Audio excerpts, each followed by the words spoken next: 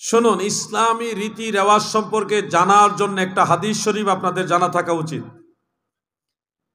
সে হাদিস শরীফটা হলো সহিহ মুসলিম, সুনান ইবনে মাজা শরীফের মধ্যে রয়েছে, মান সান্না ফিল ইসলামে সুন্নাতান হাসানা কানা লাহু আজরুন ইলা আখির।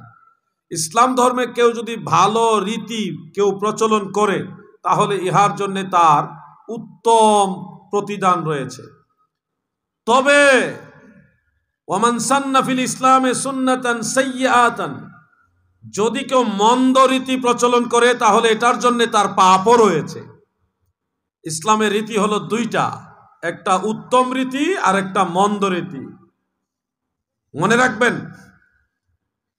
উত্তম রীতি হলো, উদাহরণ হিসেবে বলছি, ইমাম সাহেব নামাজ পড়ান, উনি ওনার ব্যবসা বাণিজ্য করার শক্তি সামর্থ্য সুযোগ থাকা সত্ত্বেও তিনি চাইলে যে কোনো মসজিদে নামাজ পড়তে পারেন, কিন্তু তা সত্ত্বেও সমাজের সবাইকে সবসময় সময় দেওয়ার স্বার্থে, নামাজের ইমামতির স্বার্থে মসজিদে 5 ওয়াক্ত নামাজের ইমামতিতে সময় দেন।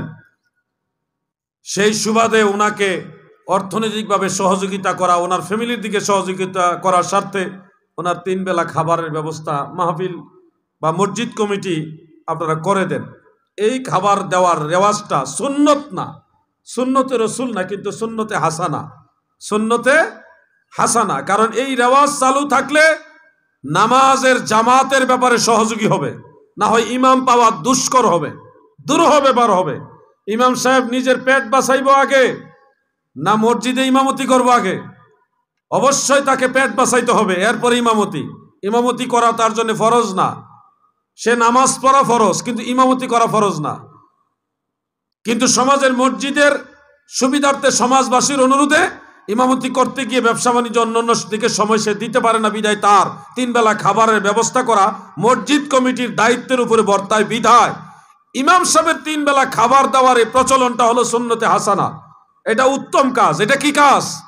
উত্তম কাজ। এটা চাঙ্গা রাখা বা এটা চালিয়ে রাখা, এটা সতেজ রাখা মানে হলো ইসলাম ধর্মের সহযোগিতা করা, নামাজের সহযোগিতা করা। এটা হলো উত্তম রীতি, এটা উত্তম রীতি, এটা জায়েজ, এটা সওয়াবের কাজ।